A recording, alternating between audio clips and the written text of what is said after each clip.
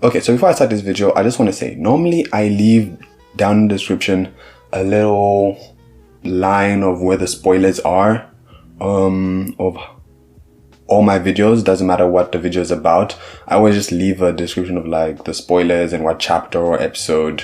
But for this one, I will say at the beginning, they are spoilers for chapter 987. So if you haven't read that, I suggest you go and do so really quickly. If you have, let's begin. The action has officially started. We are getting into this war. Yes, what we've been waiting for. And you know what? I think for this video, I'm just gonna try cover 3 things and try not to oversaturate this video with many tidbits. I'll make other videos about my other little points later on as we go through the week. But first of all, the first point of this video, I want to just say, I called it. I did it. I called it. Perospero with the Alliance. I called this. If you missed that, it was there, little corner. It wasn't a little corner. There was Marco and Perospero that mentioned it to Queen. If you missed it and you didn't see the chapter, go back and see that. If you are wondering why Perospero would ever join Marco or what that's about, go watch my video. Thank you very much, people. I'll put that up in some kind of corner somewhere. You guys know where those things appear on the screen. But yes, oh yeah, I'll probably also put it down in the description down below. But I called it Perospero now with the Alliance for a while. When I made that video, I wasn't sure how Big Mom and Kaido that would be at the stage, but I think it's more interesting now than when I thought about it, just seeing how Big Mom and Kaido interacting, and if Perospero ever runs into Big Mom, is Perospero going to die this arc? Yikes. He might be living on borrowed time right now. He might just. But Perospero, man, how is this gonna go down? Who is Perospero gonna fight now? Okay, I'll just say this right now really quickly. All these Wano Matchup videos that I made, you can check that out and see how terrible it is compared to what's going on now. All the other ones that I've seen, thus far, we've all been terribly wrong. At least the ones that I made and the ones that I have seen other people make, we've all been terribly wrong thus far. Considering, you know, the Luffy and the Ulti, Yamato, you know, other Tobiropo right now with the Scabbards. We were all wrong. But I do want to see who Perospero is going to fight. And now that Perospero is with the Alliance, what's going to happen with Carrots and all that? So is that going to be postponed to another time, guys? Yeah, now that I'm actually right, there's more to think about. But we'll see. We'll see how that goes. We'll see where it ends up. The next thing we want to talk about is power scaling the Scabbards. Now, I don't want to go into some deep kind of power scaling where I give a definitive number, rank, and everything down to the last bit of every single character, of every single Scabbard. But I just want to generally talk about power scaling, because now with people being able to stab Kaido, it's interesting to see where, you know, a lot of these things are going. So people's power scales have like been destroyed. Although I did say this in a couple of videos that I made before, that, you know what, people need to be prepared, because if you're not prepared for this, you're about to get the shock of your life. So I have said this in some of my other videos. So like, yeah, guys, let's just pause with all your assumptions and like try to see the bigger picture. Because if you don't, not even for my sake, for your own sake, for your own enjoyment of the story, if you don't see the bigger picture, you're gonna get really unhappy with One Piece really soon. So believe it! But you know what? I guess some people just didn't listen. Some people just didn't listen, guys. This is why this is the YouTube channel to be at. Anyway, power scaling the Scabbards. It's an interesting topic, because I think that, I don't know, maybe, I don't know if anyone would have called this, or anyone would have thought that Scabbards would have stabbed Kaido so easily. And I say easily, even though it's not easy. but it's interesting. I guess we also got the confirmation that, you need a certain level, I'll say, of Ryo to be able to cut Kaido, as was mentioned in this chapter. I won't get into the whole, Kaido having these Oden flashbacks. I'll get into that in another video that I have planned, talking about Kaido and him and all the cutting of him and wanting to die and all that. We'll get into that in another video. But for this video, I think it's really interesting, just where the Scabbards actually are. And I'm not too surprised. For me, my power scales have not really changed that much. Just slight adjustments, but nothing too crazy. Like, I still think like almost the same of every single character in the story thus far.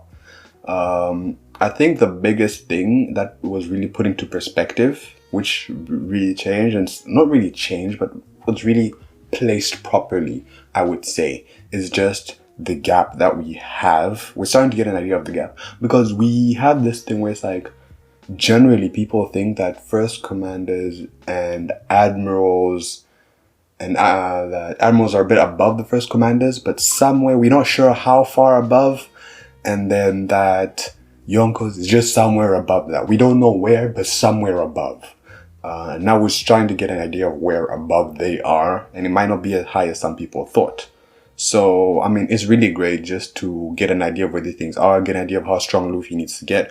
But that still has nothing to do with the Scabbards. I've been talking about a lot of other things. Let me get to the Scabbards specifically. Scabbards specifically is that, I think, as an explanation, guys. So, I mean, just if you are someone who is wondering this, I want to say, like, guys, listen.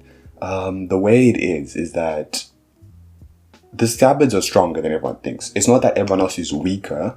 It's just the Scabbards are stronger. I mean, sure, we've only ever seen them fight Jack, but there's more than seeing that needs to happen for you to realize this. It's more of understanding. I said this in my last video when I talked about Jack himself. Again, check that video out if you haven't, talking about Jack and, and understanding his character. But the Scabbards have been fighting All-Stars for the longest time, even 20 years ago. Because 20 years ago, Oden and Kaido fought one-on-one, while the 9 Scabbards plus Shinobu, so 10 people, fought the rest of the Beast Pirates at that time.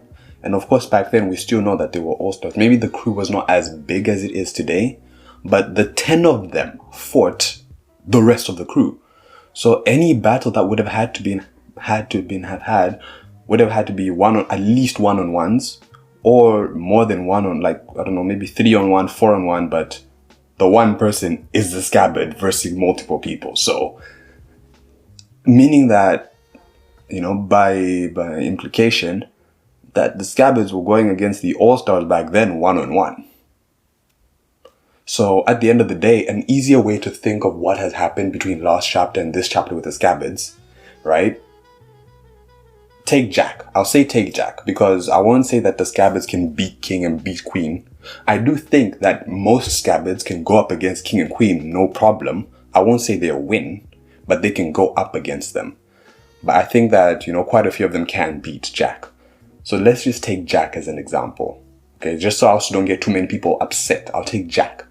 Take Jack and imagine 9 Jacks rushing Kaido. Imagine that. And then imagine 9 Jacks stabbing Kaido. Like, I think when you think about it that way, I don't know. I think it makes more sense for me. I don't know about you. It makes more sense for me when you think about 9 people of Jack's strength. The problem is that people don't think that the Scabbards are as strong as Jack, or that they are near Jack's strength. So they imagine maybe, weaker people than Jack trying to attack Kaido. And that's why it doesn't make sense. But if you think about 9 people Jack's level, possibly stronger, attacking Kaido, then everything seems to fit in. And also why they had that, that's another video. That's another video. I'm taking much longer on this than I thought. Yeah, so the last thing I want to talk about in this chapter was the action and where this is all going. So as far as the action, this is really great, because I know some people will be upset, like a lot of things happened, like really quickly paced compared to the last chapters.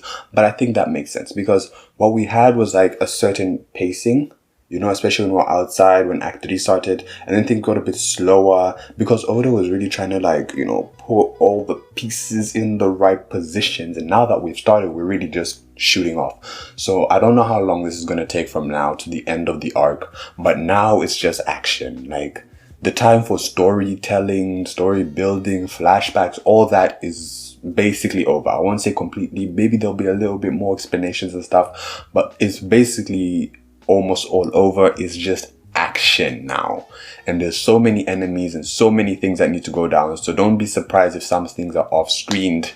But yeah, I mean, now we have the Scabbards fighting Kaido, which was really great. You know, when I could see it, like, I could really feel, you know, the cinematic thing, you know, especially from last chapter, because you have this whole thing where it's like, guys, stop drinking, it's a raid.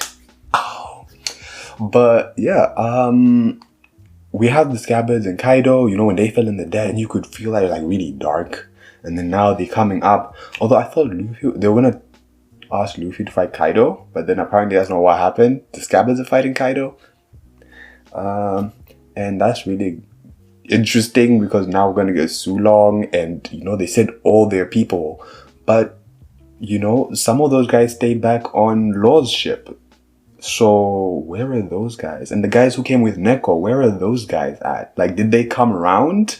I mean, of course, if it's off screen, it's just going to be off screen. I just want to know where they are at, because they said they came, but where are they? And, you know, seeing how this next chapter is going to go. I don't think they're going to get clapped really quickly. It's not going to be low diffing. It's going to last a while. I think that my perspective on how this is going to go with the Scabbards versus Kaido is that they will lose, but I don't think any of them will die, and I don't think that they're just going to be beaten like really quickly and that's going to be it. I think it's going to be something where it's going to be like, we're going to have to switch because we're losing. So, you know, maybe Luffy has to go up, or Kid's going to join them, and then they're going to use the opportunity, like, we're losing, let some of the stronger guys deal with this, we'll deal with some of the weaker people, the commanders and all that. So I think it may be a switch, which may take a while as well, because again, like I said, these commanders these Akazaya are stronger than we thought, number one, and maybe the gap between the commander level and the Yonko level is not as high, as large as we thought, you know. Maybe it's just matchups that are important. But other than that, I want to see the Big Mom and Luffy story get resolved. I want to see what's going to happen with Perospero and Carrot and him joining, and him with Big Mom. There's a lot to go on there. What's Marco going to do now that he's shown up, because he's actually there? Where the rest of the Minks is interesting, guys. I don't know. It's a whole lot of thoughts. But then, like I said, there's more specific stuff that I'll get into at later, you know, in later videos, instead of oversaturating this one.